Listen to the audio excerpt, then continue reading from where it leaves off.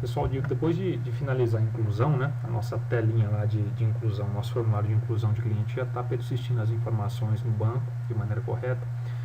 O nosso próximo passo é listar os dados. Então, haja vista que eu já consigo incluir, eu preciso fazer com que essa nossa telinha aqui de listagem apresente as informações do banco de dados, né? E é isso que eu vou fazer agora. Como que eu vou fazer isso? Alterando o nosso list cliente. Antes de alterar o nosso list cliente, eu preciso alterar a classe DAO e a classe Business. Por quê? Porque list cliente vai buscar aquela listagem onde? Do banco de dados. Quem que faz a interface com o nosso banco de dados? Quem que é a classe responsável por executar comandos SQL no banco de dados? Cliente DAO. E obrigatoriamente, para chegar até cliente DAO, qualquer classe de interface tem que passar pela classe Business, correto? Certo? Perfeito. Então, vamos começar por cliente DAO. Nós vamos criar um método aqui chamado public. Vai retornar um objeto do tipo list. Prestem bem atenção para não selecionar esse java.awt, tá bom? É um list do pacote Java útil, certo? Ela precisa de um generics e ela vai retornar uma lista de quê, pessoal? Uma lista de cliente, tá? Um método chamado listar, certo? Ok. Vou fazer o seguinte, vou copiar tudo que tem aqui em cima e colar aqui embaixo. Vou colocar um comentário aqui, lista os clientes cadastrados no banco de dados. Vou alterar o meu select. Então, eu não quero só o ID agora, o máximo ID. Eu quero select, eu quero o campo ID, eu quero o campo nome e eu quero o campo CPF da tabela de cliente. ID, nome e CPF da tabela de cliente. Prepara o statement normal e executa a nossa query, tá? Executando isso aqui, eu tenho um result set e agora que entra a grande sacada. Pergunto a vocês, quantos registros esse comando SQL, lembram lá da nossa aula onde nós construímos esse find next ID? Quantos registros esse cara aqui retorna? Um único registro, né? Porque a função do SQL é contar, retornar o máximo valor da propriedade ID de cliente. Então ele vai retornar pura e simplesmente uma única linha. Quantos registros, quantas linhas este comando SQL retorna? Tantas quantas existirem no banco de dados. Portanto, se eu fizer isso aqui uma única vez, essa ideia funciona aqui para cima porque eu só tenho uma linha. Então, quando eu faço o res.next, significa traz a primeira linha do resultado obtido no result set. E somente a primeira. Nesse caso aqui funcionou porque eu só tenho uma linha. Aqui embaixo, quantas linhas eu tenho? Diversas linhas, acabamos de falar. Esse método next, ele retorna um tipo booleano. Por que isso aqui? Porque ele retorna verdadeiro, indicando se existe um próximo ou não. Next em inglês é próximo. Então, quando eu faço res.next, é o mesmo que está perguntando. Tem um próximo elemento? Vai ser verdadeiro enquanto existir linhas, tá? Então, ele vai fazendo res.next e vai percorrendo as linhas da tabela. Nesse caso aqui, primeiro res.next vai ser o equivalente à linha 1. Depois next, linha 2. Next, linha 3. Next, linha 4. Next, linha 5. Primeiro next, retorno true. Por quê? Porque existe uma próxima linha. Executou de novo. Next. Resultado do next, true, porque existe uma próxima linha. Depois, next. True. Por quê? Porque existe uma quarta linha. Aqui na quinta linha, qual vai ser o resultado do next? False. Porque não existe uma sexta linha. Tá bom? Então, nós vamos executar aqui, normalmente, tá? E aqui, nesse trecho de código, vamos fazer o seguinte, ó. Enquanto res, que é a variável do result set, ponto next. s.next. For verdadeiro, for true, executa o trecho de código que eu vou colocar aqui dentro. Então, faço isso aqui. Enquanto existir linha no result set, ele vai fazer isso aqui. Certo? Esse é o nosso objetivo. E o que ele vai fazer aqui? Ele vai fazer o seguinte. Ele vai, primeiro, criar um objeto do tipo cliente. Certo? E ele vai colocar na propriedade ID do cliente, o que? Res. Não tem um getLong? Tem um getLong. Qual que é o nome do campo ID que está vindo lá no nosso SQL? ID.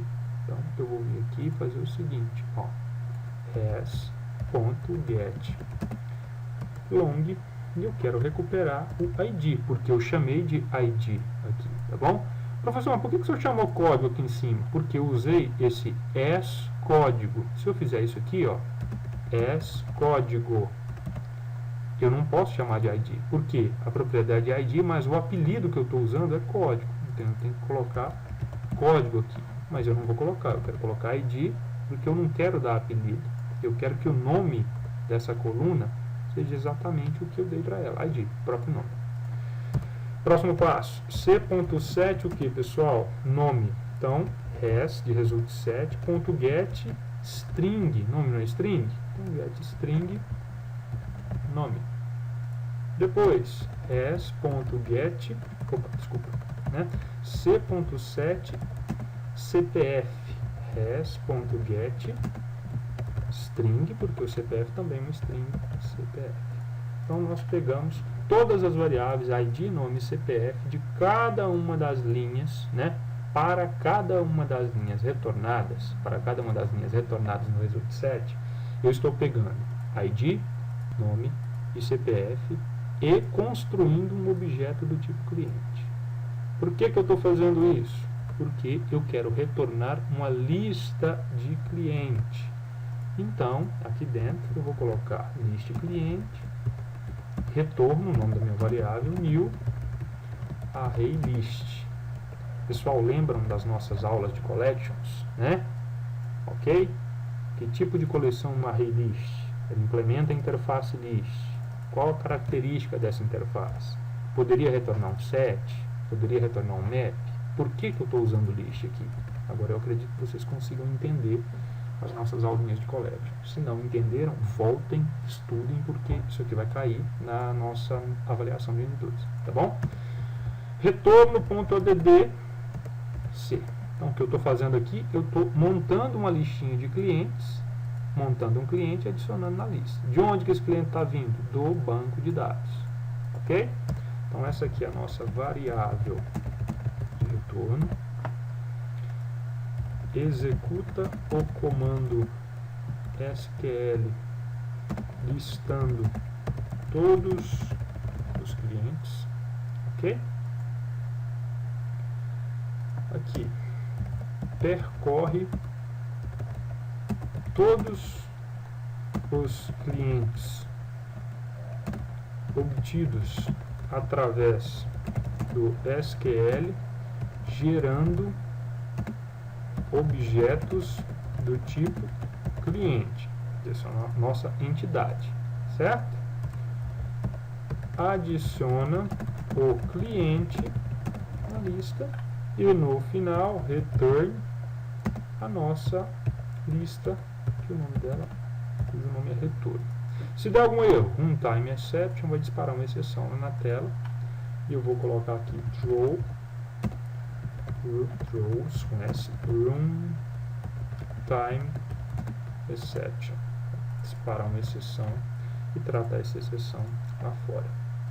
Classe business, função dela, simples e direta, public list, cuidado para não selecionar o AWT que está aqui, tá? Seleciona em java.util.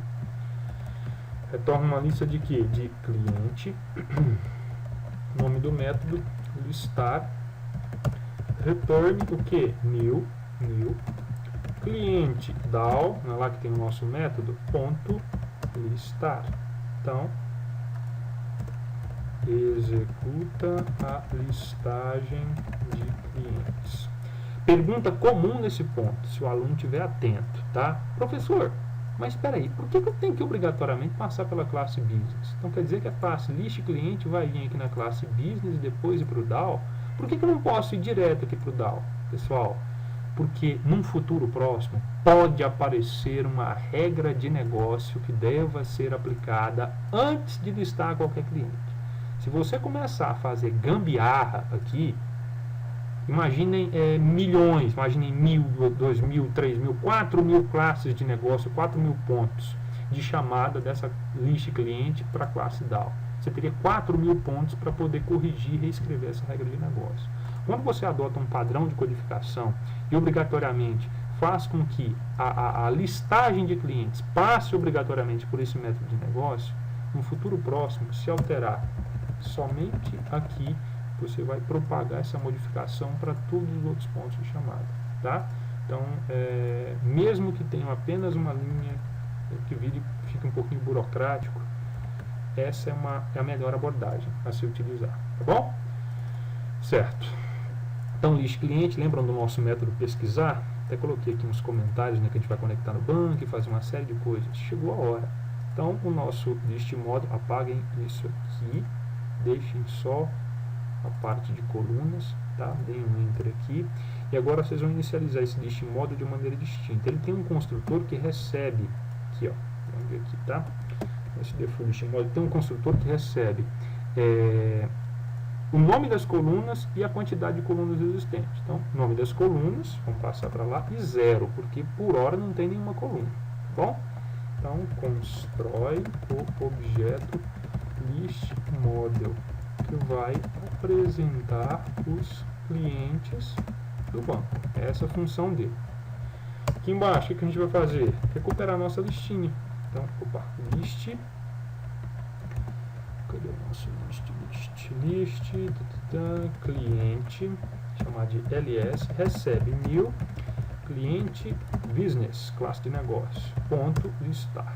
Então, recupera a lista de clientes do banco, certo? Está dando problema aqui, já vou to list, ok, prontinho. Então, são os imports, importei list, importei cliente. Aqui embaixo, vou fazer um for cliente, eu quero iterar na lista de cliente, cls. Quem não conhece esse for aqui, levanta a mão. Você não sabe o que é esse for? Pessoal, é a mesma coisa que fazer isso aqui, ó. For int i recebe 0, vírgula i menor que ls.size, ponto vírgula i mais. Né? Aí aqui eu faria o seguinte, cliente C recebe ls.get na posição I, né? Todo mundo conhece esse for aqui, não conhece? Aprendam esse aqui é mais rápido, fica direto, tá bom? Então isso aqui ele já usa o iterator para poder percorrer os elementos dessa lista e já instancia para mim. Observem quanto de código eu economizei. Pessoal, mas isso não é nada, nossa senhora, o senhor inventa as coisas. Não, isso aqui para quem trabalha o dia inteiro, escrevendo código o dia inteiro é muito importante. Uma linha de código a menos, o somatório dessas declarações aqui ao longo do dia, te dá uma velocidade de implementação muito grande.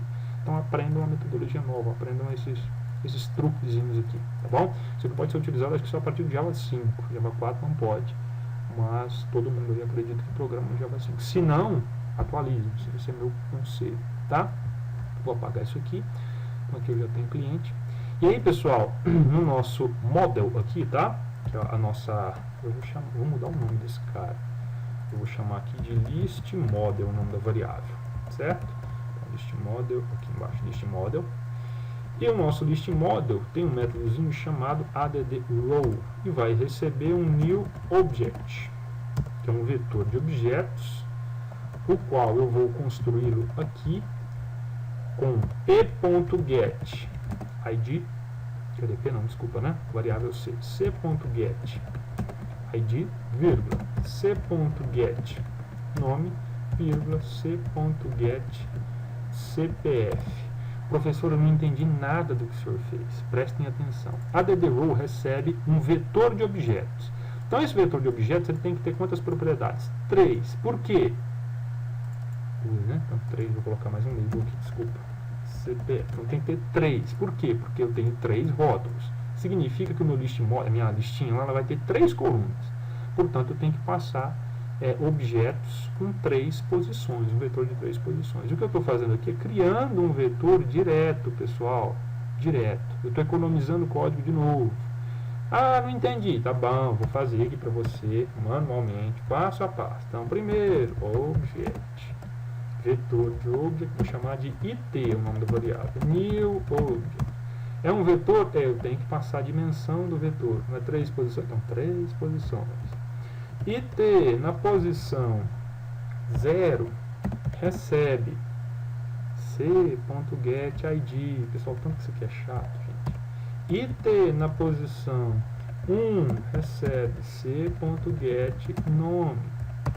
IT na posição 2 recebe c.getCPF. E aí aqui eu posso passar o IT. Cadê? Aqui, Ctrl C, IT. Mesma coisa. Então observe, 1, 2, 3, 4, 5 linhas de código. Façam tudo em uma linha só. Façam desse jeito, é mais rápido. Seu código vai ficar mais, sim, seu código fica mais enxuto, tá? Reduz a quantidade de linha de código da sua classe. No começo é complicado para entender, tá? Mas esforcem, se habituem, porque é isso aqui que vocês vão encontrar no meio comercial. E agora, o que mais? Mais nada, pessoal. Tudo indica que está funcionando, né? Óbvio que pode dar um erro. Cliquei aqui no executar. E vamos lá no listar.